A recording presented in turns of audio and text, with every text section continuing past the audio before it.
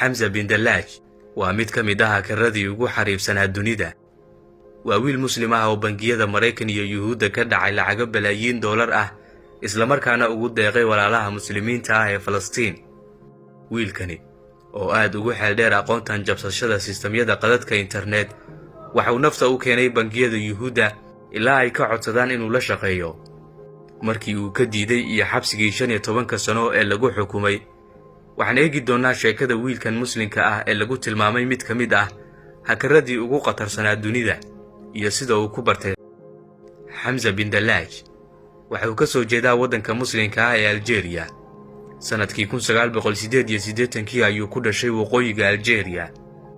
Waxbarashadiisii waxa uu diiradda saaray inuu barto farsamada la xiriirta tiknoolajiyadda casriga ah. Waxa uu ahaa wiil aad u faham badan oo xiiso badan u hayay inuu barto aqoontan muhiimka ah xilligani. Waxa uu ka dhashay qoys danyar ah oo aan awoodin waxbarashada heerka uu rabo, taasise kama reebin inuu barto waxa uu doonayo. Waxa uu indhowr la shaqeeyay shirkadaha korontada oo uu dakhli aan badnayn ka heli jiray. Waxaase qaybo ka mid ah dakhligaasi uu kaga faa'iidaystay barashada cilmiga naadirka ah dadka barta ee loo yaqaan cyber security iyo sidoo kale farsamada kombiyuutarada. Xamza bin Dallaaj wiilkani Muslimka ah isagoo aad u daayar waxa uu noqday nin aqoon durugsan u leh howlaha ilaalinta sistamyada iyo cilad bixintooda. Waxa uu kaga faa'iidaystay inuu kaga shaqaysto shirkadaha waaweyn iyo bangiyo caalami ah. Sida uu ku shaqaysan jiray ayaa ahayd inuu kambaniyada heshiisyo la galo, kuwaasi oo ugu ilaalinayo nidaamkooda shaqo ama hantidoodu in loo dhaco, iyo sidoo kale inuu u adkeeyo sistamyadooda si aan loo jabsan. Aqoontaasi ayaa waxay ka mid tahay kuwa xilligan loogu baahi badan yahay maadaama waqtigan ay wax waliba noqdeen tiknoolajiyadan casriga ah. Xamza waxa uu ka mid ahaa dadka dhif iyo naadirka ah ee bartay aqoontan muhiimka ah xilligani.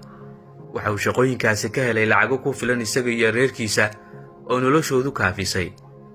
Wiilkan Muslimka ah waxa uu aad u jeclaa sidoo kale inuu caawiyo dadka masaakiinta ah ee aan awoodin qutulyoomka noloshooda. Sidoo kale waxa uu ahaa nin ay aad ugu weyn tahay islaamnimadiisa oo aan ka gorgortamin.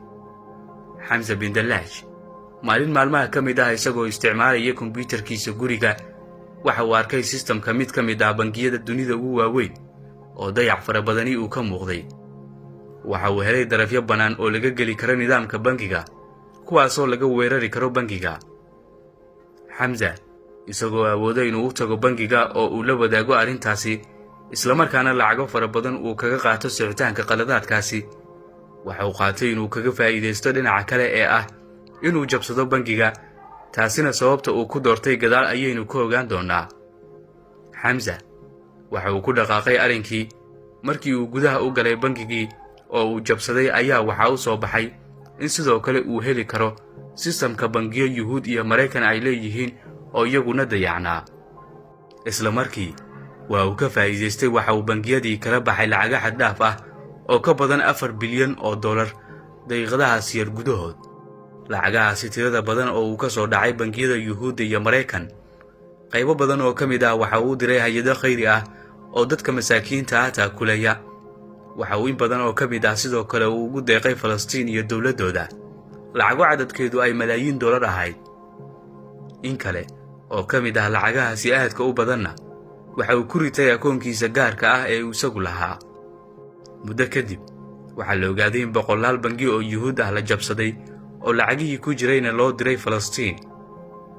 Waxaa laga daba tegay lacagihii oo laga soo celiyay akoonnadii uu ku xabilay Xamza. Waxaase adkaatay in laga soo celiyo lacagta intii uu ku shubtay akoonkiisa gaarka ahayd. Waxaa dunida isqabsaday hadalhaynta mid ka mid ah hakaradii ugu xariibsanaa abid ee jabsaday balaayiinka dollar. Markii la shaaciyay arrinkaasi waa 10 sano ka hor, waxaa adkaatay in la ogaado hakarkan weerariyay bangiyada Yuhuudda iyo Mareykan, shakhsiga uu yahay iyo halka uu ku sugan yahay. Sirdoonka Mareykanka iyo midka Yuhuudda oo in muddo ah ku howlanaa raadinta shakhsigan oo ay garan waayeen. Waxa maalin maalmaha ka mid ah Xamza oo dalxiis u jooga waddanka Thailand, waxa uu lacag kala baxay akoonkii lacagaha uu ku ritay, kaasi oo aad loogu daba jiray. Kaamirooyinkii ku xirnaa goobta uu lacagta kala baxay ayaa sahlay in la aqoonsado wejiga Xamza bin Dallaaj, isla markaana la soo qabto isagoo warmoog ah. Sanadkii 2013 ayaa lagu xiray waddanka Mareykanka Xamza waxaana lagu xukumay 15 sano sida gadaal dambe laga ogaan doono. arrinka cajiibka waxay tahay isagoo aad u dhoola cadaynaya ayaa la xukumay, taasi oo dadku ay ugu yeereen Ismail Hagar. Hamza waxaa loo soo bandhigay inuu la shaqeeyo bangiyada Yuhuudda oo uu arrimahaasi kala shaqeeyo maadaama aqoontiisan aan laga maarmin, laakiin waa uu diiday sida la sheegay isagoona yidhi dhimasho ayaan ka xigaa taasi.